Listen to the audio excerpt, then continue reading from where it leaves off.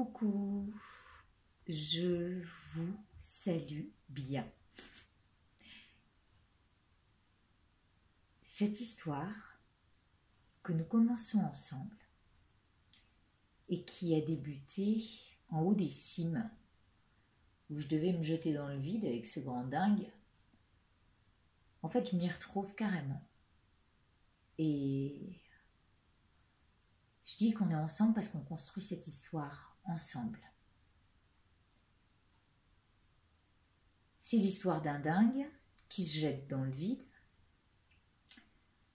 qui a des atouts, on le sait, mais reste à savoir comment il va s'en servir. Et il est en train de se balader avec son chien. Il se rend sur un marché de Noël, où là, il s'assoit sur un banc, attiré par le magnétisme et le côté magicien du battleur qui est en train de vendre ses produits. Ouais, enfin, il est à son étalage, il est à la criée, presque. On ne sait pas bien ce qu'il a à nous vendre. Mais en tous les cas, il nous subjugue de sa fantaisie, de ses histoires. Et son charisme est certain. En tous les cas, encore une fois, tous les cas sont là. Je reste devant lui et je l'écoute. Je l'écoute me raconter une histoire qui devient complètement magique. Et je le quitte en me disant, tiens, ce serait pas mal que j'aille avec mes projets, parce qu'en fait, il a des projets, ce dingue. Il a des projets de faire du bien. Il veut faire du bien à des gens qui souffrent. Et il veut les emmener rêver, peut-être. En tous les cas, se réchauffer à la lueur d'une lumière chaleureuse, chatoyante, avec son feu qu'il ramène du battleur, son feu créateur. Et donc, il est devant une cathédrale ou une basilique, peu importe. Et il a envie de faire d'amener une bougie. Une bougie ou d'allumer des cierges pour que ses vœux soient portés haut les cœurs vers ce qu'il souhaite de meilleur et jusqu'aux louanges des anges. Et donc il dit à son chien, bon écoute, là on est parti à l'inconnu, on part avec notre bâton de pèlerin et puis on verra bien ce qui se passe. Sauf que plus j'avance dans l'histoire et plus je me rends compte qu'elle naît et qu'on l'a bâtie ensemble. Et moi-même, je n'en reviens pas. Des coïncidences qui se collent à ce qui se raconte en ce moment avec le fruit de cette histoire. On a donc avancé avec ce battleur. On était ravis de ce qui nous sortait de son chapeau.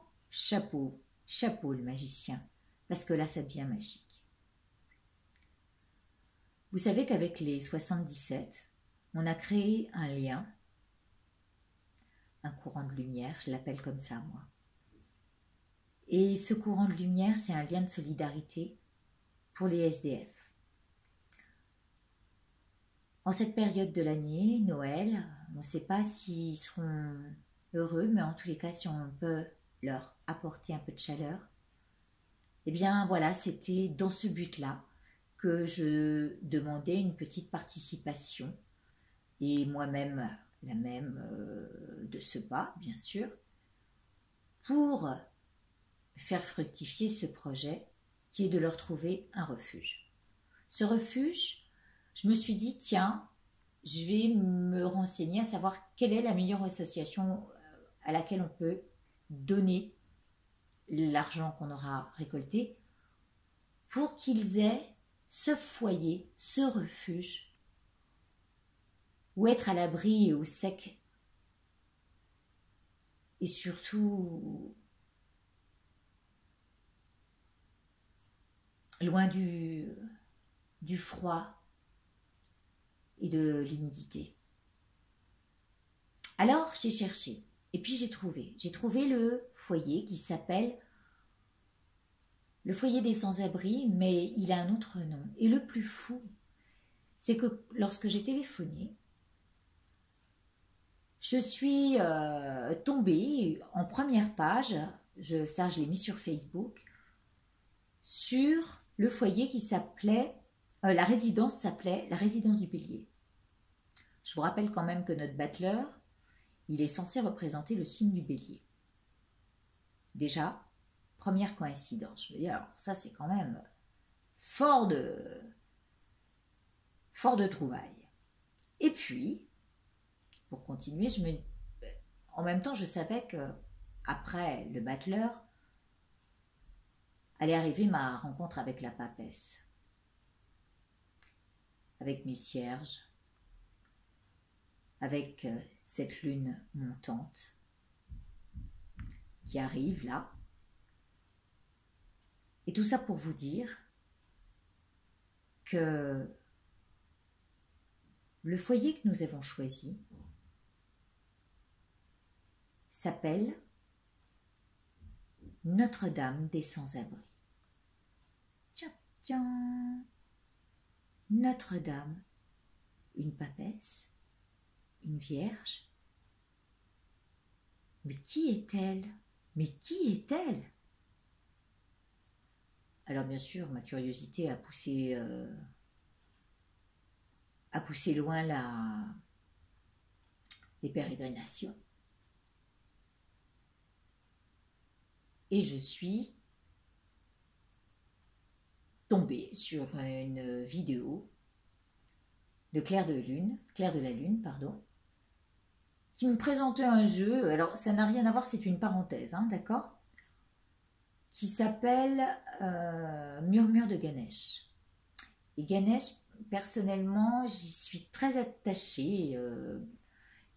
Pour moi, c'est l'emblème des poètes et des écrivains, avant tout. Bien sûr, il a la connaissance et c'est la prospérité et je ne sais plus quel autre, mais c'était surtout lié à la plume et je l'aime bien cet éléphant. Je ne sais pas pourquoi j'aime bien les éléphants. Vous voyez, il y en a un derrière. Et donc, cet éléphant, je me suis dit, bah oui, je vais aller, j'aimerais bien me trouver ce jeu. Et je vais à Saint-Jean, donc je passe devant la cathédrale Saint-Jean pour mettre mes cierges, pour aller chercher 2-3 bricoles, et je tombe sur un magasin qui s'appelle Cadence. Tiens, ça aussi, tiens, ça marque une certaine cadence dans l'histoire. Et je rentre dans le magasin, je demande à tout hasard s'ils ont le jeu. Ils ont le jeu, mais il est bien planqué. Il est planqué derrière des livres. Enfin bon, introuvable si jamais j'ai pas vu la vidéo de Claire auparavant. Et je prends ce jeu. Bon, toujours avec mon histoire de Notre-Dame des Sans-Abris. D'un seul coup, oh, illumination, oh, révélation. À Lyon, nous fêtons tous les 8 décembre les illuminations. On appelle ça la fête des Lumières. Aux Lumières. Et pourquoi? Parce que Marie, alors je n'ai pas la date exacte, parce que je suis pas, je ne retiens pas les dates, je ne suis pas très branchée histoire, mais je sais quand même que Marie a sauvé Lyon de la peste, et ce pourquoi nous fêtons cet événement chaque année, le 8 décembre, et toutes les habitations doivent sur leurs fenêtres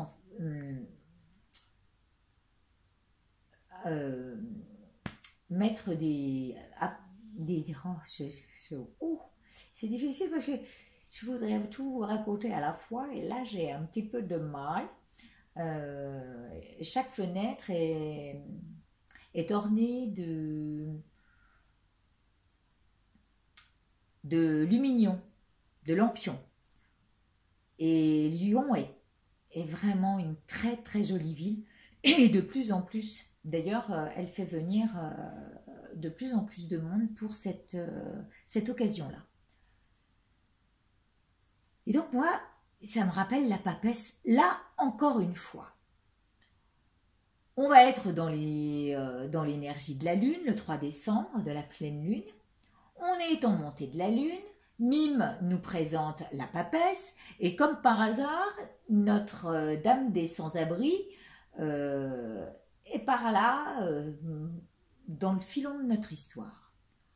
Donc ça, sincèrement, hein, je suis éblouie par la magie de cette histoire qui prend forme. Et dans ce que ça représente de la lame d'aujourd'hui, puisque notre papesse est censée avoir une connaissance secrète. Elle est cachée, mais elle la délivre, elle peut la délivrer, puisqu'elle a le parchemin. Et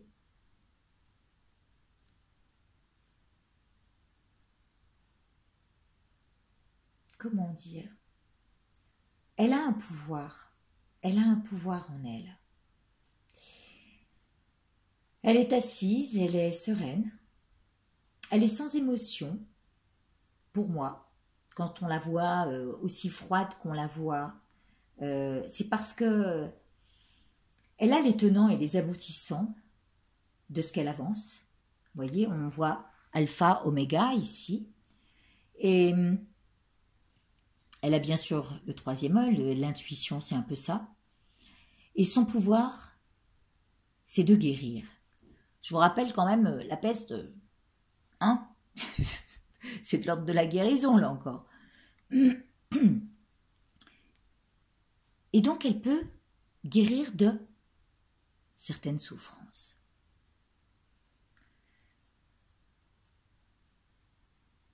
Moi, cette papesse, quand je la rencontre, j'ai envie de me fier à elle. J'ai confiance. J'ai foi. Et d'ailleurs, si tout se réalise selon son pouvoir, c'est parce qu'elle a foi. Elle a foi en un pouvoir supérieur. Elle a la croix, donc pour moi c'est la foi. J'ai déjà dit les couleurs, tout ça, et la forme de ce genre de tarot, je ne sais pas ce que ça veut dire. Alors le voile, ça peut cacher certaines choses, mais c'est tout en transparence malgré tout, si jamais on vient le lui demander. Elle reste distante face à certaines choses, mais elle sait traverser les moments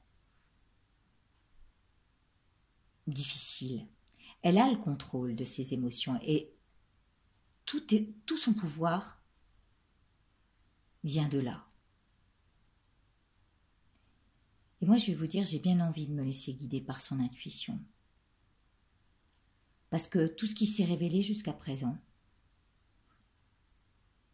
toute l'histoire qui se met bout à bout, qui commence par ce fou, le marché de Noël, le magicien qui arrive et qui fait ses tours de magie, lorsque je rencontre tout à coup la papesse sur la plaque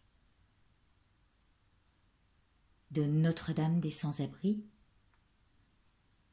Ouais, j'ai envie d'y croire. Bien sûr que j'ai envie d'y croire. Et pourquoi j'ai parlé de ce jeu? Alors, je vais y venir, parce que oui, bien sûr, je suis tellement émue et emportée par l'élan de cette histoire.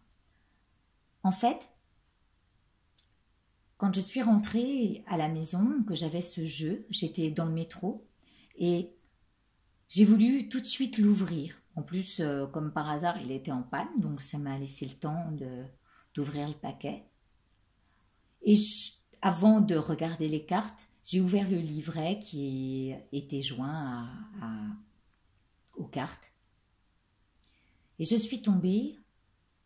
La première carte qui m'est apparue, et j'ai pensé très fort à Claire, c'est sincérité, la carte de la sincérité. Et quand je l'ai lue, je me suis dit, oh, il faut que je lui en fasse part, parce que il y a quelque chose de l'ordre du chakra de la gorge et de l'expression des choses à dire. Et donc je me suis permise de la contacter et de lui envoyer le résultat de ma recherche. Et puis quand j'ai tourné la page, alors là ça a été la révélation, l'illumination totale, puisque je suis tombée sur, je vais vous la montrer, hop là, vous la voyez? Voilà. Alors c'est le chakra bleu, vous le voyez, hein, sur le front. Le troisième œil, celui qui a la papesse aussi. Et donc, en tous les cas, ça c'est, je le fais exprès, notre intuition nous rattrape. Et elle nous montre la magie des choses. Alors ici, alors je suis un peu installée, vous voyez, hein, de manière tout à fait simple. Hein. Moi, je fais les choses simplement, pourvu que notre histoire tienne debout. Moi, c'est ça qui m'importe. Bon, il est vrai que il y a le revers de la médaille. Hein. Elle est un peu obtuse. Elle en fait qu'à sa tête, cette papesse-là. Elle connaît rien. Elle raconte son histoire. Elle est un peu. Si c'est une fée là dans l'histoire, bah oui, est normal. Elle guérit. Elle guérit des souffrances et puis elle montre que il faut se servir franchement. Alors franchement, servez-vous de votre intuition. Elle est magnifique cette intuition-là, puisqu'on retombe sur l'histoire en suivant juste les pas de Mim Mim. Alors merci Mim Mim, merci à ce chemin que j'adore découvrir. Et je vais vous lire quand même ce que dit l'intuition chez la guérisseuse du tarot de la Vision Quest, je crois. Et surtout, désolé pour ceux qui connaissent le tarot de Marseille et qui le vivent, comment dire, qui l'utilisent vraiment dans le... Je la mets là parce que je l'aime bien. Qui l'utilisent dans l'art du tarot de Marseille. Hein, je respecte grandement ce que vous avez étudié à ce sujet, mais j'aime bien cette histoire. Alors, permettez-moi, je ne sais pas ce qu'il faut, si, c'est là, de vous raconter ce que dit la guérisseuse. Alors, la guérisseuse dit: plus vous manipulez votre inspiration avec allégresse et flexibilité, et plus vos prévisions seront certaines. Alors, quand j'ai lu ça, déjà, je me suis dit que mes souhaits soient exaucés. Plus vous êtes attentionné et éveillé, plus votre intuition travaillera avec simplicité et clarté. Vous avez vu, hein, à côté il y a la penderie, c'est plutôt simple comme présentation, je vous prie de m'excuser. Mais j'avais tellement envie de vous raconter cette histoire, comme ça, comme elle vient, que bah voilà, c'est du brut de décoffrage. Et donc, et notamment, je vais essayer d'éviter ce don qui revient à toutes les sauces, et notamment ce qui est écrit aussi dans ce livret, est que la vraie intuition ne peut être efficace dans la vie que si on croit en soi-même et que si on se donne les plages nécessaires pour s'épanouir. On ne peut ni la forcer, ni la produire par enchantement. Afin que notre intuition puisse également être efficace dans le quotidien, il est nécessaire d'observer nos schémas de pensée négatives et de les suspendre. D'où l'idée de contrôler. Contrôler faits et gestes, paroles, pensées.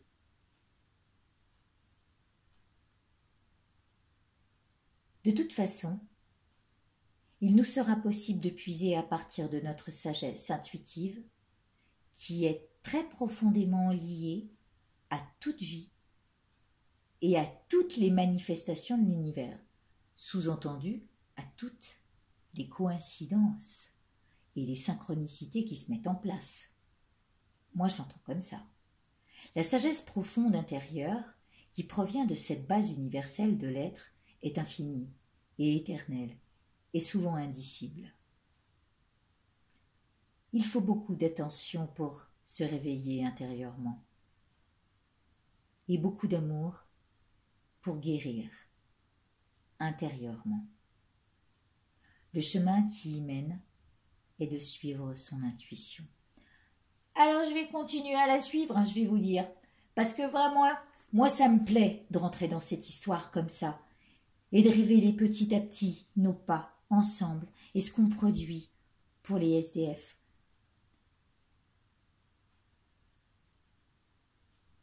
Même si je manque de bon sens et que mes propos manquent de pénétration ou que je vulgarise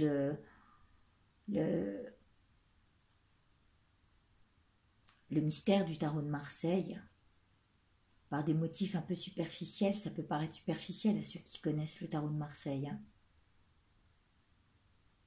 Eh bien, c'est pas grave. Moi, je vais me fier à mon intuition et à cette incompréhension incomplète. Parce que elle m'amène le rêve. Et ce que je vous emmène à croire. Parce qu'il est de l'ordre de la guérison aussi.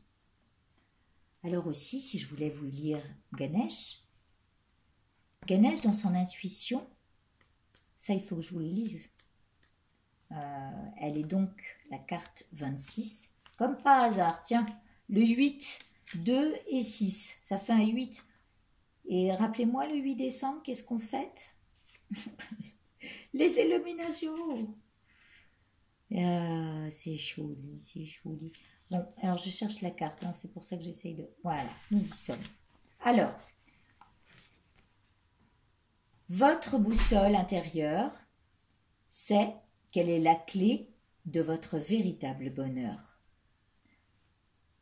Ganesh concentre ici son attention sur le chakra du 3e œil. C'est une phase durant laquelle vous pouvez développer et élargir votre conscience. L'intuition est la voix de l'âme et elle peut aisément être étendue lorsque vous êtes calme. Vous avez la capacité d'établir une connexion solide et claire. Merci Claire. Vous pouvez toujours avoir confiance en l'aide que vous recevez du divin. Les messages que vous recevez sont directement en lien avec ce qui a attrait à votre vie, vos relations et votre évolution personnelle. Vous remarquerez que votre intuition se développe et devient plus claire au fur et à mesure que vous vous connectez et vous fiez à elle. Plus vous purifiez l'énergie du troisième œil et utilisez votre intuition, plus vous verrez avec clarté. Le bleu indigo est la couleur du chakra du troisième œil. Lorsque celui-ci est équilibré, vous avez atteint votre potentiel de réalisation.